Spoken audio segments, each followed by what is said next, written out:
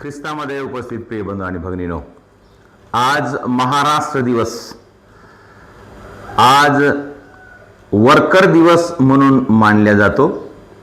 आणि आजच्या दिवशी संत जोसेफ हा वर्कर म्हणून आज त्याचा सण कॅथलिक कलिसिया साजरा करत आहे.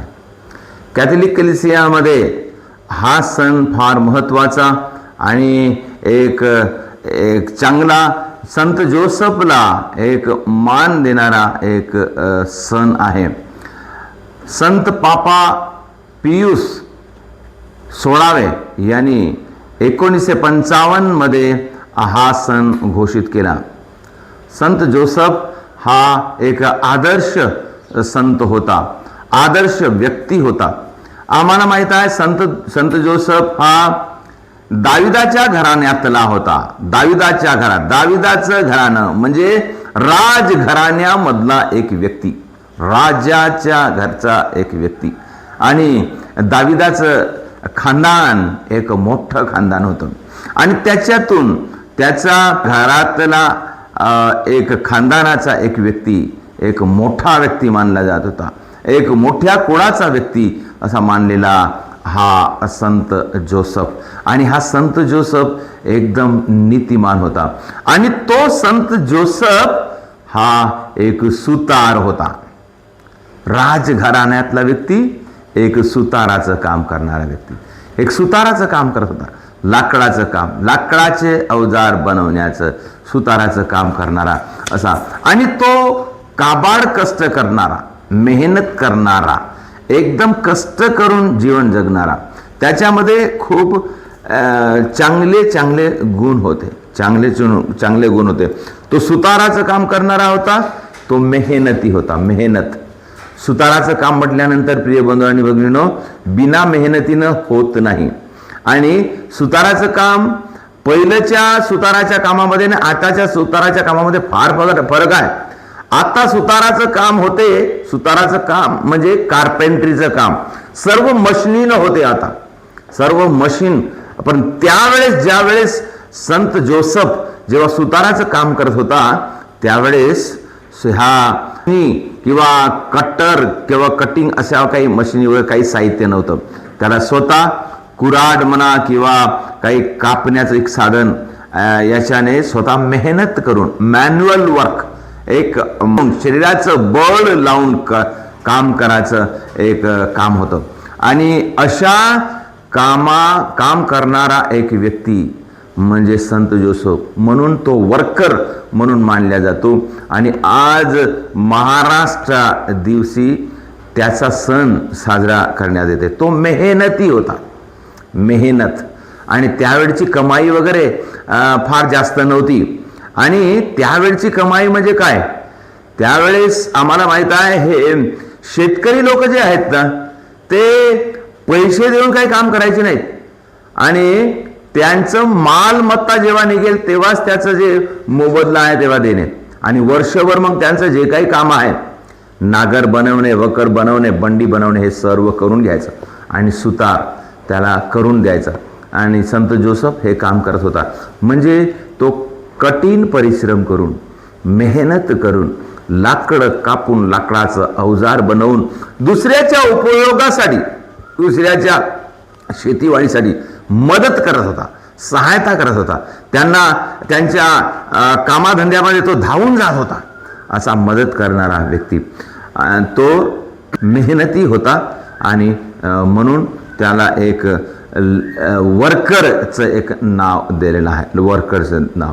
आणि दुसरी गोष्ट, तो गरीब होता. गरीब कोणत्या बाबतीत गरीब होता? पैशा अडक्याने तो गरीब होताच, परंतु तो मनाचा गरीब होता. मनाचा, तो नीतिमान होता. नीतिमान. आम्ही मत्तयाचे शुभवर्तमान अध्याय 1:27 मध्ये वाचतो. त्याच्यामध्ये लिहिलेलं आहे की तो नीतिमान म्हणून नावाजलेला संत जोसेफ. प्रियजन हो, संत जोसेफाशी माता मरियेचं लग्न तय झालेलं होतं. संत जोसेफाशी माता मरियेचं लग्न तय झालं होतं. आणि माता मरिया अगदी भक्तिवान होती. आणि आम्हाला माहित आहे की माता मरियेला देवदूताने दर्शन दिलं आणि सांगितलं की तू गर्भवती राहशील.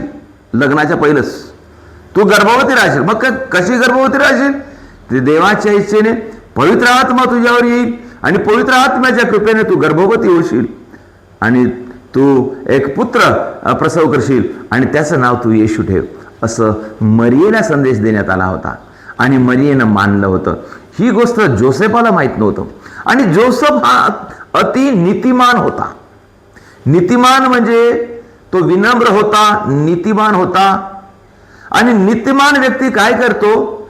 दुसऱ्याची अब्रू न जाण्यासाठी प्रयत्न करतो. नीतिमान व्यक्ती, त्याच्या मनामध्ये बरेच विचार आले असतील की कारण संत जोसेफला माहीत नव्हतं की माता मरिया पवित्र आत्म्याच्या कृपेने गर्भवती आहे म्हणून. मग त्याच्या मनामध्ये पुष्कळ विचार, वाईट विचार आला असेल की मरियेनं कोणत्या तरी माणसाशी वाईट कार्य केलेलं आहे म्हणून ती गर्भवती आहे. आणि जर ही गोष्ट जोसेफ जर दुसऱ्यांना सांगेल तर त्या काळच्या नियमानुसार अशा स्त्रीला, जे गलत काम करणाऱ्या स्त्रीला काय करतील लोक? दगडाने मारून टाकतील. म्हणजे ती पाप केलेली आहे समजतील आणि तिला दगडाने मारून टाकतील आणि तो अन्याय होईल. म्हणून तिने जे काही केले असेल तर ते तिच्यासोबत असू दे, मी चुपचाप तिला सोडून जातो असं म्हणून तो विचार करत होता. आणि जेव्हा तो अशा विचारामध्ये डुबलेला होता तेव्हा रात्रीच्या वेळेस देवदूत येऊन त्याला संदेश देत आहे, म्हणत आहे, जोसेफा, मरियेला तुझी पत्नी म्हणून स्वीकार करण्यासाठी तू अनुमान करू नकोस. जो गर्भ आहे तो देवापासून आहे, पवित्र आत्म्यापासून आहे, म्हणून तिला तू तुझी पत्नी स्वीकार कर असं म्हणून देवदूताने त्याला संदेश दिला. आणि तेव्हा त्याने आनंदाने मरियेला पत्नी म्हणून स्वीकार केला आणि त्याने त्या बाळकाच्या जन्मासाठी जेवढं काही त्याला करता आलं त्याने केलं. माता मरियेसोबत येशूच्या जन्मासाठी तो बेथलेहेमामध्ये गेला.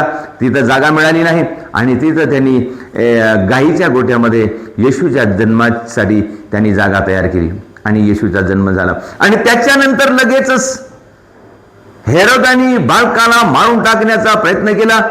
त्यावेळेस परत देवदूत येऊन सांगत आहे, देवदूत येऊन त्याला सांगत आहे, बालकाला घेऊन मिस्र देशात पलायन कर. आणि तेव्हा त्या संकटाच्या वेळेस, त्या दुःखाच्या वेळेस, कठीण परिस्थितीमध्ये त्या बालकाला आणि त्याच्या आईला घेऊन त्याला मिस्र देशामध्ये ताबडतोब जावं लागलं आणि हेरोदाचा मृत्यू होतपर्यंत तो तिथंच राहिला. अशा प्रकारे संत जोसेफ हा विनम्र होता, आज्ञापालक होता आणि गरीब होता, एक विनम्र होता आणि कोणालाही दोष न लावणारा नीतिमान होता. संत जोसेफ हा नीतिमान होता आणि कोणालाही दोष न लावणारा होता, कोणालाही खाली टाकणारा नव्हता, कोणाला फसवणारा नव्हता आणि म्हणजे सर्वांना मदत करणारा, एक धावून जाणारा, सर्वांच्या मदतीला धावून जाणारा असा संत जोसेफ होता. आणि त्याच्यानंतर आम्ही पाहतो संत जोसेफ हा अति प्रामाणिक होता. प्रामाणिकपणे जे काही कार्य त्याच्या हातामध्ये सोपवून दिलं ते प्रामाणिकपणे तो करणार. परमेश्वराने पालक पित्याचं काम त्याच्या हातात सोपवलं. परमेश्वराने येशूचा पालक पित्याचे काम, वडिलाचे काम आम्हाला माहीत आहे.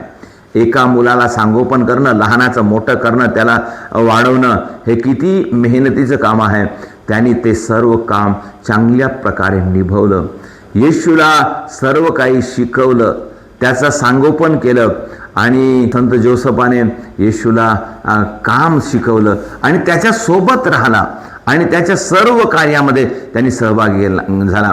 आणि यहुदी धर्माच्या त्या वेळेस, म्हणजे आम्हाला माहित आहे ख्रिस्ती धर्म यहुदी धर्माच्या बॅकग्राऊंडमध्ये वाढलेला धर्म आहे आणि त्या येशूच्या लहानपणी त्या काळामध्ये जे काही यहुदी धर्माचे रीतिरिवाज होते ते त्यांना करणे फार गरजेचं होते.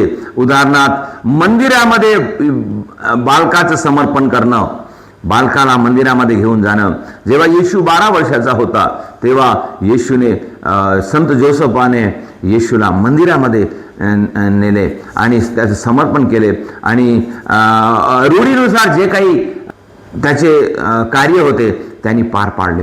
तर अशा प्रकारे संत जोसेफ एक नीतिमान आणि प्रामाणिक व्यक्ती होता. म्हणून आज संत जोसेफाचा सण सर्व कॅथलिक धर्मामध्ये साजरा केला जातो आणि संत जोसेफ हा नीतिमान म्हणून नावाजलेला एक संत आहे आणि त्याच्याद्वारे पुष्कळ लोकांना आशीर्वाद मिळत आहे. त्याचं नाव पुष्कळ चर्चने परिधान केलेलं आहे, पुष्कळ व्यक्तीने त्याचं नाव परिधान केलेलं आहे. त्याच्या नावामध्ये आम्ही जेव्हा त्याचं नाव परिधान करून आम्ही कार्य करतो आम्हाला आशीर्वाद मिळते आणि पुष्कळ लोकांनी ते नाव परिधान करून आपली संस्था उघडलेली आहे, शाळा उघडलेली आहे आणि सर्व प्रकारचे काम त्याच्या नावानं होत आहे. पुष्कळ व्यक्तीने त्याचं नाव घेतलेलं आहे. प्रियजन हो, आम्हाला हा संत एक विनम्र संत आमच्यासाठी एक उत्तम उदाहरण आहे, उत्तम उदाहरण आहे. आम्ही सुद्धा त्याचे गुण अवगत करण्यासाठी आम्हाला परमेश्वर सांगत आहे आणि म्हणून आपण त्याचे गुण अवगत करूया, त्याच्याकडे प्रार्थना करूया, मध्यस्थीसाठी त्यांना विनवणी करूया आणि त्याला आज चांगल्या प्रकारे आजचा सण साजरा करण्यासाठी आपण प्रभूकडे आशीर्वाद मागूया. आणि आज विशेष करून आम्ही सर्व कामगारांसाठी आपण प्रार्थना करूया. कामगार, कष्ट करणारे, काबाड कष्ट करणारे सर्व, फक्त महाराष्ट्रातलेच नाही, आज महाराष्ट्रामध्ये हा कामगार दिवस म्हणून मानला जातो, परंतु संपूर्ण जगामध्ये आपण कामगारासाठी आपण आज प्रार्थना करूया. संत जोसेफच्या मध्यस्थीद्वारे आपण संपूर्ण कामगारांसाठी आम्ही प्रार्थना करूया. कारण कामगार लोक, कष्ट करून जगणारे लोक, कष्ट करून आपली कमाई करणारे आणि आपलं कुटुंब सांभाळणारे आणि कष्ट करून आपल्या जीवनाची जे भाकर मिळवणारे यांच्यासाठी खरोखर देवाच्या कृपेची गरज आहे, आशीर्वादाची गरज आहे. आम्ही त्या कामगारासाठी, त्यांच्या कामाला यश येण्यासाठी आपण प्रार्थना करूया.